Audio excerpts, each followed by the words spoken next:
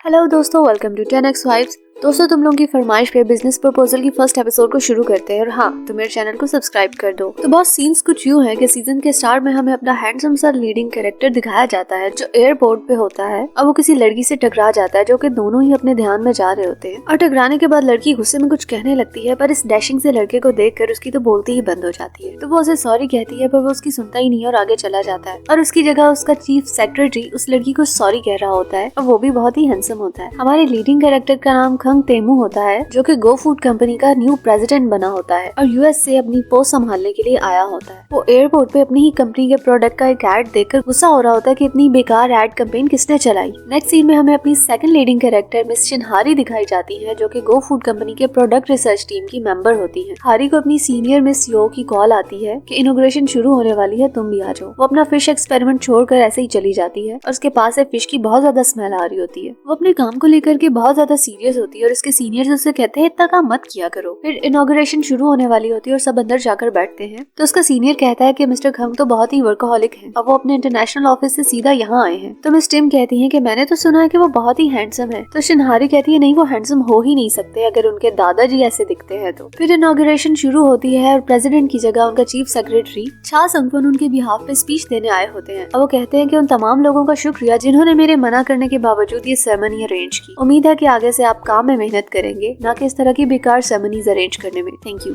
सभी लोग बहुत ही हैरान हो रहे होते हैं। तो शिनहारी कहती है कि नया प्रेसिडेंट है बड़ा दिलचस्प। पहले ही दिन प्रेसिडेंट मिस्टर पक को जॉब से फायर कर देते हैं। वो कंपनी के मैनेजर होते हैं क्योंकि वो रिश्वत लेके कॉन्ट्रैक्ट्स देते हैं और अपने ही रिलेटिव्स को काम पे रखते हैं। और उस साइड में जो हीरो था वो भी मिस्टर पक का भतीजा था। फिर नेक्स्ट सीन में मिस यो अपनी टीम को डिनर देती है क्योंकि हारी का बर्थडे होता है, पर साथ ही हारी को किसी का मैसेज आता है और वो उसे मिलने के लिए बुला रहा होता है। तो हारी मिस यो से माजरत कर लेती है। तो मिस यो कहती है कि क्या किसी लड़के से मिलने जा रही हो। हारी हैरान होती है कि आपको कैसे पता। तो मिस यो कहती है कि तुम्हारी आंखों में एकदम एक्साइटमेंट देखकर मैंने गेस किया। फिर वो कहती है कि बर्थडे गर्ल के बगैर ही उसका बर्थडे सेलिब्रेट करना होगा। तो टिम कहती है कि बिना प्रेसिडेंट के इनॉग्रेशन और बर्थडे गर्ल के बिना उसकी सेलिब्रेशन ये हो क्या रहा है। तो शिनहारी सबको सॉरी कहती है और कहती है पक्का मैं आप लोगों को डिनर पर ले जाऊंगी किसी दिन, और साथ ही वो निकल जाती है। वो सबवे में जा रही होती है कि उसकी बेस्ट फ्रेंड योंगजन की कॉल आती है। वो कहती है कि मैं इतना बिजी हूँ कि तुम्हारी बर्थडे पे भी नहीं मिल पाऊंगी और बर्थडे का क्या प्लान है। तो हारी उसे बताती है कि वो मीनू से मिलने जा रही है। तो योंगजन कहती है कि तुमने उसके न्यू मेन्यू का तो काम करके दे दिया है और उसे तो बर्थडे भी याद नहीं होती। फिर कहती है ओह शायद वो अपनी दोस्ती को आगे बढ़ाना चाहता है। नेक्स्ट सीन में हमें खंग तेमू दिखाया जाता है जो कि रात के टाइम ऑफिस आया हुआ होता है और इनॉग्रेशन के बारे में पूछ रहा होता है। तो उसका सेक्रेटरी उसे बताता है कि हाँ मैंने सब संभाल लिया था। अभी वो दादाजी के बारे में पूछता है और सामने ही उसे लिफ्ट में मिल जाते हैं। वो इतना गुस्सा हो रहे होते हैं कि मैंने तुम्हें इनॉग्रेशन में बुलाया तुम वहाँ नहीं आए, फिर मैंने तुम्हें घर मिलने के लिए बुलाया तुम वहाँ पर भी नहीं आए, क्या तुमने कसम खा रखी है अपनी मनमानी करने की।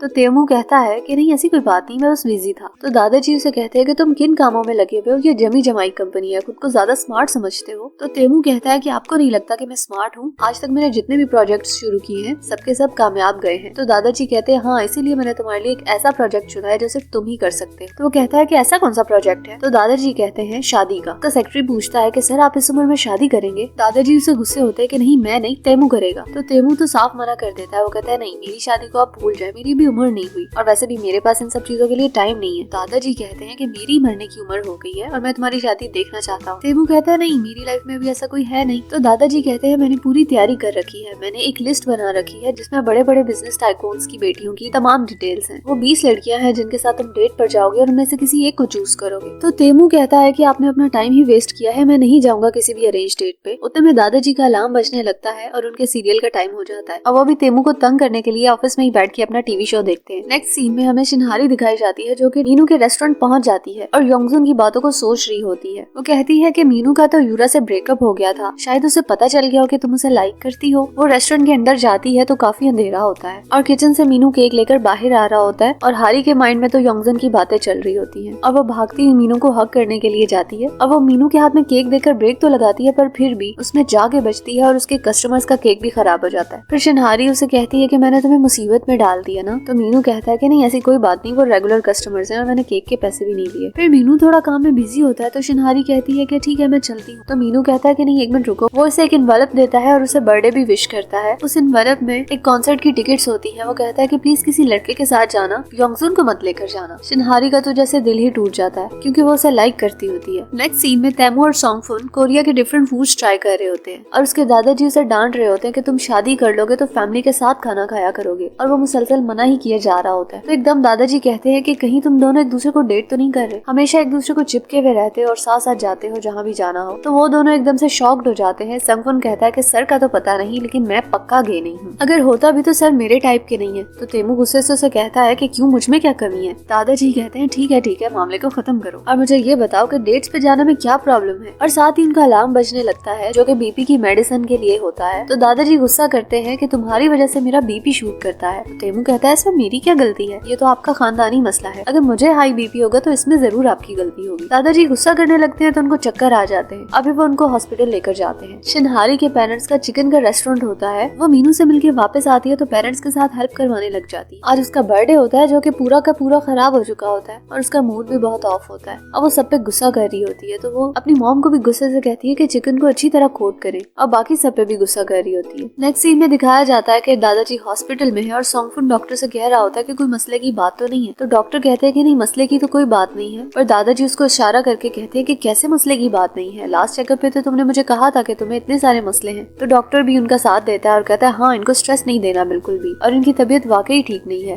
तो तेमू कहता है कि आपकी तबीयत बिल्कुल ठीक लग रही है, अब ड्रामा करना बंद करें। तो दादाजी कहते हैं कि तुम मुझे ऊपर पहुंचाना चाहते हो। तो तेमू कहता है ठीक है, अब कंप्लीट चेकअप करवा कर ही घर आइएगा। रेस्टोरेंट में कस्टमर्स के जाने के बाद शिनहारी कैलकुलेशन वगैरह देख रही होती है और अपने पेरेंट्स को गुस्सा हो रही होती है कि इतने बड़े ग्रुप के आने का क्या फायदा जब आपने उनको डिस्काउंट दे देना और उन्होंने फ्री के स्नैक्स खाते रहना है। तो उसकी मॉम कहती है कि ये लड़की आज कुछ ज्यादा ही बोल रही है, तुम्हारा कोई बॉयफ्रेंड वगैरह नहीं है जो तुम्हें डिनर पे ले जाए। उतने में बाहर से शोर की आवाज आती है। सब बाहर जाकर देखते हैं तो साथ वाली शॉप के ऑनर हामिन के साथ लड़ रहे होते हैं। हामिन शिनहारी का छोटा भाई होता है। शिनहारी को पहले गुस्सा आया होता है, अब वो ऑनर भी बदतमीजी करता है तो शिनहारी उसको धक्का देती है और उसका बैनर भी टूट जाता है और उसकी कमर भी। और यहाँ ये पार्ट एंड होता है। तुम्हें ये पार्ट कैसा लगा मुझे कमेंट्स में जरूर बताना। और हाँ, मिलते हैं नेक्स्ट पार्ट में। बाय।